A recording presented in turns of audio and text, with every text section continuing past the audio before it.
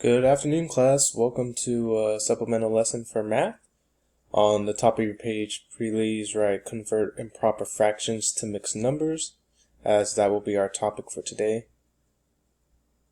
And also, don't forget to write your name as well. So, mixed number is pretty much having a whole number and a little bit left over from the actual fraction. So, starting with the first one, we'll get into it. I want you to write down number 1, so please write 113 over 12, and I'm following along with you, so that way I'm keeping track as well. So with that being said, let's go right ahead and do that. So write 12, and then put 113 into the, as you would if you're dividing something. So how many times can 12 go into 113?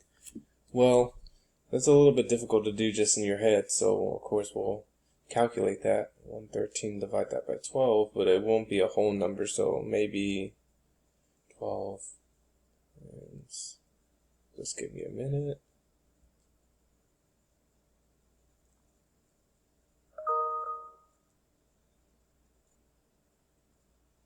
So the closest we'll get is 108, so 12 times 9 equals 108, so 12 could go into 113 9 times, so at the top write 9, and at the bottom of 113 subtract that from 108, so 113 minus 108, and that is 5. So, first way that we're going to do to make it a mixed number is we're going to write the number 9. And then next to it on the top, we're going to write 5, since that is going to be our denominator, or I believe numerator, if I'm correct. On top, whatever's on top. At the bottom, you're going to always write the bottom number that you're dividing by, which is 12. So it's going to be 12. So now we have the whole number 9, 5 over 12 as our answer. So if we go down, just give me a minute. We will see that 9 over 12. I mean 9, 5 over 12 is our answer. Alright. So next one. We'll go ahead. Actually, let me do one that we haven't seen the answer yet. I'll go number 4. So write that down, please. So that's 75 over 12.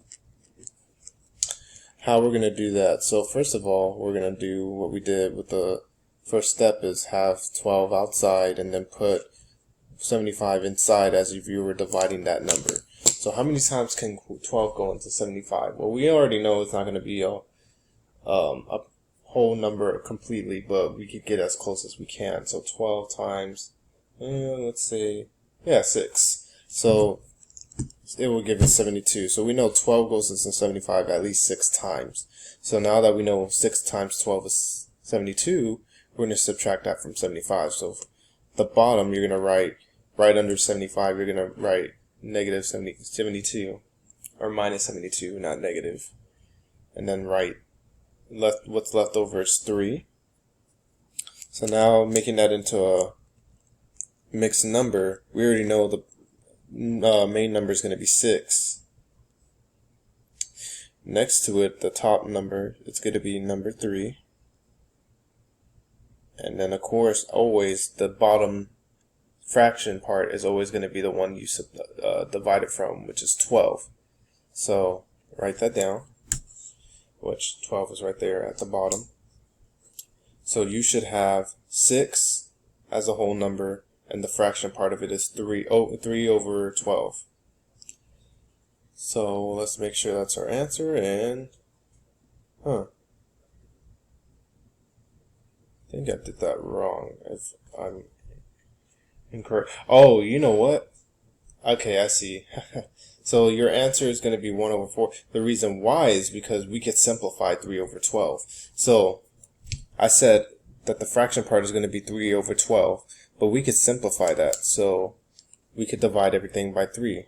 So 3 times 3 equals 1 12 divided by 3 equals 4.